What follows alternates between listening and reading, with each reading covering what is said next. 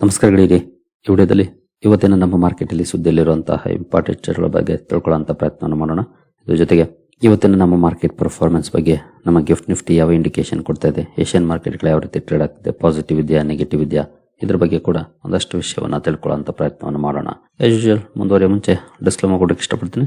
ಇಲ್ಲಿ ಕವರ್ ಮಾಡ್ತಿರೋಂಥ ಯಾವುದೇ ಸ್ಟಾಕನ್ನು ಕೂಡ ರೆಕಮೆಂಡ್ ಮಾಡ್ತೀರಾ. ನೀವು ಫರ್ದರ್ ಸ್ಟಡಿ ಮೆಡಿಟೇಷನ್ ತಗೊಳ್ಬೋದು.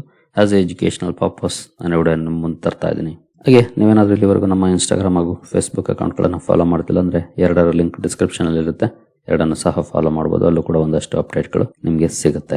ಮೊದಲಿಗೆ ನಿನ್ನೆ ಅಮೆರಿಕನ್ ಮಾರ್ಕೆಟ್ ನ ಪರ್ಫಾರ್ಮೆನ್ಸ್ ನೋಡಿದ್ರೆ ಡೌ ಜೋನ್ಸ್ ಅಲ್ಲಿ ನೋಡಬಹುದು 138 ಪಾಯಿಂಟ್ಸ್ ಅಥವಾ 0.26% ಡೌನ್ ಪರ್ಫಾರ್ಮೆನ್ಸ್ ನೋಡ್ಲಿಕ್ಕೆ ಸಿಕ್ಕಿದೆ. ಓಪನಿಂಗ್ ಫ್ಲಾಟ್ ಆಗಿದೆ, ಆನಂತರ ಅಪ್ ಆಗಿದೆ, ಬಟ್ ಸಸ್ಟೈನ್ ಆಗಿಲ್ಲ. ಅಲ್ಲಿಂದ ಡೌನ್ ಪರ್ಫಾರ್ಮೆನ್ಸ್ ಬಂದು ಓವರ್ ಆಲ್ 138 ಪಾಯಿಂಟ್ಸ್ ಡೌನ್ ಅಲ್ಲಿ ಕ್ಲೋಸಿಂಗ್ ಅನ್ನ ಕೊಟ್ಟಿದೆ.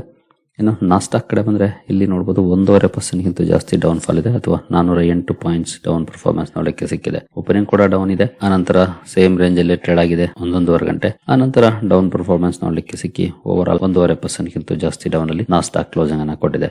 ನಿನ್ನೆ ಅಮೆರಿಕನ್ ಮಾರ್ಕೆಟ್ ಡೌನ್ ಪರ್ಫಾರ್ಮೆನ್ಸ್ ಅನ್ನ ಮಾಡಿದೆ.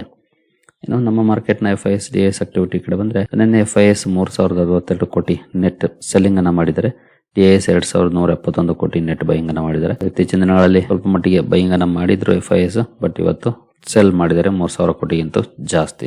ಇನ್ನು ಮಿಡ್ಲ್ ಈಸ್ಟ್ ಇಂದ ಯಾವೆಲ್ಲ ಸುದ್ದಿಗಳು ಬಂದಿದ್ದಾವೆ ಅಂತ ನೋಡಿದ್ರೆ ಮೊದಲಿಗೆ ನೋಡಬಹುದು, US strikes Iran for third night as Trump says deal still possible. ಮೂರನೇ ದಿನ ರಾತ್ರಿ ಕೂಡ ಭರ್ಜರಿಯಾಗಿ ಅಟ್ಯಾಕ್ಸ್ ಆಗಿದೆ ಅಲ್ಲಿ. ಜೊತೆಗೆ ಸ್ಟಿಲ್ ಟ್ರಂಪ್ ಅವ್ರು ಹೇಳ್ತಿರೋದು ಡೀಲ್ ಪಾಸಿಬಲ್ ಇದೆ ಅಂತ. ಅದಕ್ಕೆ ಇರಾನ್ ಒಪ್ಕೊಂಡ್ರೆ ಖಂಡಿತ ಪಾಸಿಬಲ್ ಇರುತ್ತೆ. ಇರಾನ್ ಇಲ್ಲಿ ಕೆಲವೊಂದು ತಪ್ಪುಗಳನ್ನ ಮಾಡ್ತಾ ಇದೆ.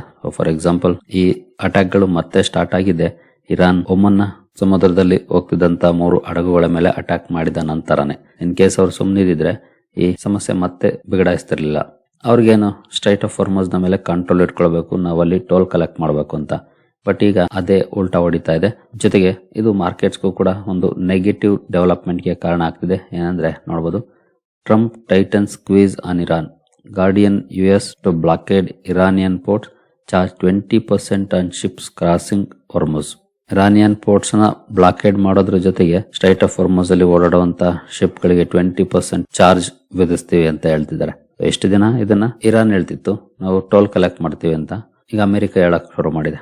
ಗೊತ್ತಿಲ್ಲ ಇದು ಇನ್ನು ಎಲ್ಲಿಗೆ ಹೋಗುತ್ತೆ ಅಂತ. ಮೇ ಬಿ ಈ ರೀತಿ ಆಕ್ಷನ್ ತಗೊಂಡ್ರೆ ಇರಾನ್ ಸುಮ್ನೆ ಆಗ್ಬೋದು, ಆ ಯೋಜನೆಯನ್ನ ಕೈ ಬಿಡ್ಬೋದು ಅಂತಾನು ಇರಬಹುದು ಪ್ಲಾನ್ ಡೊನಾಲ್ಡ್ ಟ್ರಂಪ್ ಅವ್ರದ್ದು, ಗೊತ್ತಿಲ್ಲ. ಅಥವಾ ನಮಗೆ ಲಾಭ ಬರುತ್ತೆ ಅಂದ್ರೆ ಬರ್ಲಿ ಬಿಡಿ ಅಂತಾನು ಇರಬಹುದು. ಯಾಕಂದ್ರೆ 20% ಚಾರ್ಜ್ ಅಂದ್ರೆ ಅವ್ರಗೊಳ್ಳೆ ಪ್ರಾಫಿಟ್ ಅಲ್ಲ. ಬಟ್ ಇದು ಸಾಧ್ಯ ಇಲ್ಲ, ಅದಕ್ಕೆ ಮಾರಿಟೈಮ್ ಲಾಸ್ ಇರುತ್ತೆ. ಬಟ್ ಶಾರ್ಟ್ ಟರ್ಮ್ ಅಲ್ಲಿ ಒಂದಷ್ಟು ಇಂಪ್ಯಾಕ್ಟ್ ಅನ್ನು ಮಾಡುವಂತ ಸಾಧ್ಯತೆಗಳು ಇದ್ದೇ ಇರುತ್ತೆ ಈ ರೀತಿಯ ನಿರ್ಧಾರಗಳು. ಸೊ ಇಲ್ಲಿ ಮೇಜರ್ ಆಗಿ ಈ ಕಾನ್ಫ್ಲಿಕ್ಟ್ ಎಸ್ಕಲೇಟ್ ಆಗ್ತಿರೋದೇ ಇರಾನ್ ಸ್ಟ್ರೈಟ್ ಆಫ್ ಹಾರ್ಮುಜ್ ನ ಮೇಲೆ ಕಂಟ್ರೋಲ್ ಅನ್ನ ಇಟ್ಕೊಳ್ಬೇಕು ಅಂತ ಪ್ರಯತ್ನ ಪಡ್ತಿರೋದು. ಅದಕ್ಕೆ ಎಲ್ಲ ದೇಶಗಳ ವಿರೋಧ ಇದೆ. ಮಿಡ್ಲ್ ಈಸ್ಟ್ ದೇಶಗಳು ಕೂಡ ವಿರೋಧ ವ್ಯಕ್ತಪಡಿಸ್ತವೆ. ಯಾಕಂದ್ರೆ ಅವರು ಡೈಲಿ ಬಳಸುವಂತ ಸ್ಟ್ರೈಟ್, ಹಾಗಾಗಿ ಅದನ್ನ ಇನ್ನೊಬ್ಬರ ಕಂಟ್ರೋಲ್ ಕೊಡಕ್ಕೆ ಯಾರು ಬಯಸೋದಿಲ್ಲ. ಇನ್ನು ಈ ಎಲ್ಲ ಡೆವಲಪ್ಮೆಂಟ್ ಗಳ ನಂತರ ಕ್ರೂಡ್ ಅಲ್ಲಿ ನೋಡಬಹುದು ಯಾವ ರೀತಿ ಪರ್ಫಾರ್ಮೆನ್ಸ್ ಇದೆ ಅಂತ. ನಿನ್ನೆ ಸಂಜೆ ವಿಡಿಯೋ ಕವರ್ ಮಾಡಿದಂತ ಸಂದರ್ಭದಲ್ಲಿ $78 ರೇಂಜ್ ಅಲ್ಲಿ ಇತ್ತು. ಇವಾಗ 84-85 ರೇಂಜ್ ಹೋಗಿದೆ. ಅಂದ್ರೆ ಆಲ್ಮೋಸ್ಟ್ $7 ರೈಸ್ ಆಗಿದೆ. ಇವತ್ತು ಕೂಡ 1.4% ಅಪ್ಪಲ್ಲೇ ಟ್ರೇಡ್ ಆಗ್ತಿದೆ. ನಿನ್ನೆ ಎಸ್ಪೆಷಲಿ ಡೊನಾಲ್ಡ್ ಟ್ರಂಪ್ ಅವರಿಂದ ಈ ಅನೌನ್ಸ್ಮೆಂಟ್ ಬಂದ ಮೇಲೆ ಮೋರ್ ದನ್ 5% ರ್ಯಾಲಿ ನೋಡ್ಲಿಕ್ಕೆ ಸಿಕ್ತು. ಇವತ್ತು ಕೂಡ 1.5% ವರೆಗೂ ಅಪ್ಪಲ್ಲಿ ಟ್ರೇಡ್ ಆಗ್ತಿದೆ. ಬ್ರೆಂಟ್ ಹಾಗೆ WTI ಕೂಡ 1.5% ಗಿಂತ ಜಾಸ್ತಿ ಪಾಸಿಟಿವ್ ಅಲ್ಲಿ ಟ್ರೇಡ್ ಆಗ್ತಿದೆ. ನೋಡೋಣ ಇನ್ನು ಏನೆಲ್ಲ ಸ್ಟೇಟ್ಮೆಂಟ್ ಗಳು ಬರ್ತವೆ, ಯಾವ ರೀತಿ ಇಂಪ್ಯಾಕ್ಟ್ ಮಾಡ್ತವೆ ಅಂತ. ಸದ್ಯದ ಮಟ್ಟಿಗಂತೂ ಕ್ರೂಡ್ ಅಲ್ಲಿ ಪಾಸಿಟಿವ್ ಪರ್ಫಾರ್ಮೆನ್ಸ್ ಇದೆ.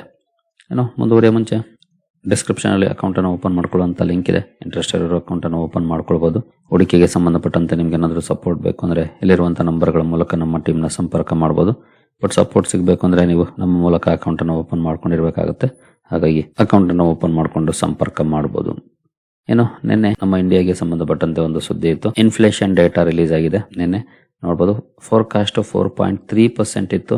ಆಕ್ಚುಯಲ್ ಆಗಿ ಬಂದಿದ್ದು 4.38, ಅಂದ್ರೆ 0.08% ಜಾಸ್ತಿ ಬಂದಿದೆ ಎಸ್ಟಿಮೇಷನ್ಸ್ ಗಿಂತ. ಹಿಂದಿನ ಸಲ 4% ಎಸ್ಟಿಮೇಟ್ ಮಾಡಿದ್ರು, ಬಂದಿದ್ದು 3.93. ಈಗ 4.3 ಎಸ್ಟಿಮೇಟ್ ಮಾಡಿದ್ರೆ 4.38% ಬಂದಿದೆ. ಅಂದ್ರೆ ಸ್ವಲ್ಪ ಜಾಸ್ತಿ ಬಂದಿದೆ ಎಸ್ಟಿಮೇಷನ್ಸ್ ಗಿಂತ. ಜೊತೆಗೆ RBI ಟಾರ್ಗೆಟ್ ಬ್ಯಾಂಡ್ ಏನಿರುತ್ತೆ ಅದಕ್ಕಿಂತ ಸ್ವಲ್ಪ ಜಾಸ್ತಿನೇ ನೋಡ್ಲಿಕ್ಕೆ ಸಿಕ್ಕಿದೆ. ಈಗ ಇದ್ರ ಜೊತೆಗೆ ನೀವು ಇಲ್ಲಿ ನೋಡಬಹುದು, half of Indian States record inflation above RBI target as Telangana tops the chart. Telangana highest inflation ಅನ್ನು ಹೊಂದಿದೆ. ಜೊತೆಗೆ ಭಾರತದ ಅರ್ಧದಷ್ಟು ರಾಜ್ಯಗಳು RBI ನ ಟಾರ್ಗೆಟ್ ಏನಿದೆ ಅದಕ್ಕಿಂತ ಜಾಸ್ತಿ ರಿಪೋರ್ಟ್ ಮಾಡಿದ. ನೋಡಬಹುದು ತೆಲಂಗಾಣ 6.36%, ಆಂಧ್ರ ಪ್ರದೇಶ್ 5.39, ತಮಿಳುನಾಡು 5.24, ಒಡಿಶಾ 5.15, ಮಧ್ಯಪ್ರದೇಶ್ 5.09, ಅಂಡಮಾನ್ ನಿಕೋಬಾರ್ 5.08, ಅಬೌವ್ 5% ರಿಪೋರ್ಟ್ ಮಾಡಿದಾವೆ. ಕರ್ನಾಟಕದಲ್ಲಿ 4.8% ಇದೆ. ಇದೊಂದು ಕನ್ಸರ್ನಿಂಗ್ ಪಾಯಿಂಟ್. ಹೌದು, ಇನ್ಫ್ಲೇಷನ್ ಜಾಸ್ತಿ ಆಗೋದು ಗ್ರೋತ್ ನ ರೆಸ್ಟ್ರಿಕ್ಟ್ ಮಾಡುತ್ತೆ. ಇದು ಇನ್ನು ನಿನ್ನೆ HCL ಟೆಕ್ ರಿಸಲ್ಟ್ ಅನೌನ್ಸ್ ಮಾಡಿದೆ. ರಿಸಲ್ಟ್ ನ ಮುಂದೆ ನೋಡೋಣ. ಅದಕ್ಕಿಂತ ಮುಂಚೆ ಕಂಪನಿಯ ರೆವಿನ್ಯೂ ಗ್ರೋತ್ ಗೈಡೆನ್ಸ್ ನ ಹಿಂದೆ ಏನ್ ಕೊಟ್ಟಿತ್ತು ಅದನ್ನೇ ಮುಂದುವರಿಸಿದೆ ಕಂಪನಿ. ನೋಡಬಹುದು growth guidance 1 to 4%, EBIT margin 17.5 to 18.5% ಇರಬಹುದು ಅನ್ನೋಂತ ಗೈಡೆನ್ಸ್ ಅನ್ನ ಕಂಟಿನ್ಯೂ ಮಾಡಿದೆ. ಅದರಲ್ಲಿ ಯಾವುದೇ ರೀತಿ ಬದಲಾವಣೆಯನ್ನ ಮಾಡಿಲ್ಲ, ಯಾಕಂದ್ರೆ ಸ್ಟ್ರಾಂಗ್ ಡೀಲ್ ಪೈಪ್ಲೈನ್ಸ್ ಇದೆ. ಹಾಗಾಗಿ ಚೇಂಜ್ ಮಾಡುವಂತ ಅವಶ್ಯಕತೆ ಇಲ್ಲ ಅನ್ನೋಂತ ಹೇಳಿಕೆಯನ್ನ ಹೇಳ್ಕೊಟ್ಟಿದೆ ಕಂಪನಿ. ದೇಶದ ಕಾರಣಕ್ಕೆ HCL ಟೆಕ್ ಫೋಕಸ್ ಅಲ್ಲಿ ಇರುತ್ತೆ. ನೋಡೋಣ ಯಾವ ರೀತಿ ಪರ್ಫಾರ್ಮೆನ್ಸ್ ಇರುತ್ತೆ ಅಂತ. ಇನ್ನು ಆದಿತ್ಯ ಬಿರ್ಲಾ ಗ್ರೂಪ್ ಕೂಡ ಫೋಕಸ್ ಅಲ್ಲಿ ಇರುತ್ತೆ. ಕಾರಣ ನೋಡಬಹುದು, Aditya Birla group to acquire Shell's Sprng energy $1.8 billion Sprng energy acquisition ಮಾಡುವಂತ ಅನೌನ್ಸ್ಮೆಂಟ್ ಅನ್ನು ಮಾಡಿದೆ. ಅಂದ್ರೆ 17,200 ಕೋಟಿ ರೂಪೀಸ್ ಅಲ್ಲಿ ನೋಡೋದಾದ್ರೆ. ಈ ಸುದ್ದಿ ಕಾರಣಕ್ಕೆ ಆದಿತ್ಯ ಬಿರ್ಲಾ ರಿನ್ಯೂವಬಲ್ಸ್ ಅಂದ್ರೆ ಗ್ರಾಸಿಮ್ ಇಂಡಸ್ಟ್ರೀಸ್ ಅಲ್ಲಿ ಬರುವಂತಹ ಕಂಪನಿದು. ಗ್ರಾಸಿಮ್ ಇಂಡಸ್ಟ್ರೀಸ್ ನ ಸಬ್ಸಿಡಿಯರಿ ಆದಿತ್ಯ ಬಿರ್ಲಾ ರಿನ್ಯೂವಬಲ್ಸ್. ಈ ಸುದ್ದಿ ಕಾರಣಕ್ಕೆ ಆದಿತ್ಯ ಬಿರ್ಲಾ ಗ್ರೂಪ್ ನ ಕಂಪನಿಗಳು ಜೊತೆಗೆ ಗ್ರಾಸಿಮ್ ಇಂಡಸ್ಟ್ರೀಸ್ ಫೋಕಸ್ ಅಲ್ಲಿ ಇರುತ್ತವೆ. ಸ್ಟಾಕ್ ಗಳನ್ನ ವಾಚ್ ಮಾಡಬಹುದು ಯಾವ ರೀತಿ ಇಂಪ್ಯಾಕ್ಟ್ ಇರುತ್ತೆ ಈ ಡೀಲ್ಗೆ ಮಾರ್ಕೆಟ್ ಅಲ್ಲಿ ಅಂತ. ಇನ್ನು ಬಯೋಕಾನ್ ಕೂಡ ಫೋಕಸ್ ಅಲ್ಲಿ ಇರುತ್ತೆ.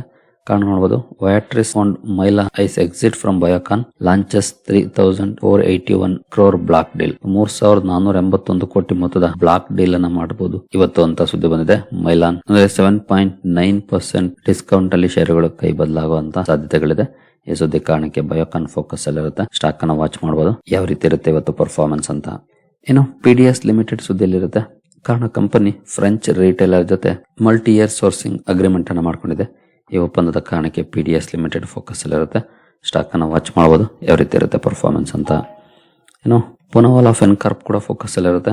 ಕಾರಣ ಕಂಪನಿ 500 ಕೋಟಿ ಮೊತ್ತದ NCDs ಲಾಂಚ್ ಮಾಡಿದೆ. ಅದರಲ್ಲೂ ಸೆಕ್ಯೂರ್ಡ್ NCDs ನಾನ್ ಕನ್ವರ್ಟಿಬಲ್ ಡಿಬೆಂಚರ್ಸ್ ಅನ್ನ ಲಾಂಚ್ ಮಾಡಿರೋ ಕಾರಣಕ್ಕೆ ಸ್ಟಾಕ್ ಫೋಕಸ್ ಅಲ್ಲಿ ಇರುತ್ತೆ. ವಾಚ್ ಮಾಡಬಹುದು ಪೊನವಾಲಾ ಫಿನ್ಕಾರ್ಪ್ ಅಲ್ಲಿ ಯಾವ ರೀತಿ ರಿಯಾಕ್ಷನ್ ಬರುತ್ತೆ ಈ ಸುದ್ದಿಗೆ ಅಂತ. ನಂತರ ಪಾಂಡಿ ಆಕ್ಸೈಡ್ ಕೂಡ ಸುದ್ದಿಯಲ್ಲಿರುತ್ತೆ.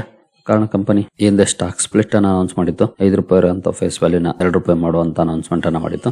ಈಗ ಅದಕ್ಕೆ ರೆಕಾರ್ಡ್ ಡೇಟ್ ಅನ್ನ ಫಿಕ್ಸ್ ಮಾಡಿದೆ. 21 ಜುಲೈ ರೆಕಾರ್ಡ್ ಡೇಟ್ ಆಗಿರುತ್ತೆ. ಅವತ್ತು ಸ್ಟಾಕ್ ಸ್ಪ್ಲಿಟ್ ಆಗುತ್ತೆ.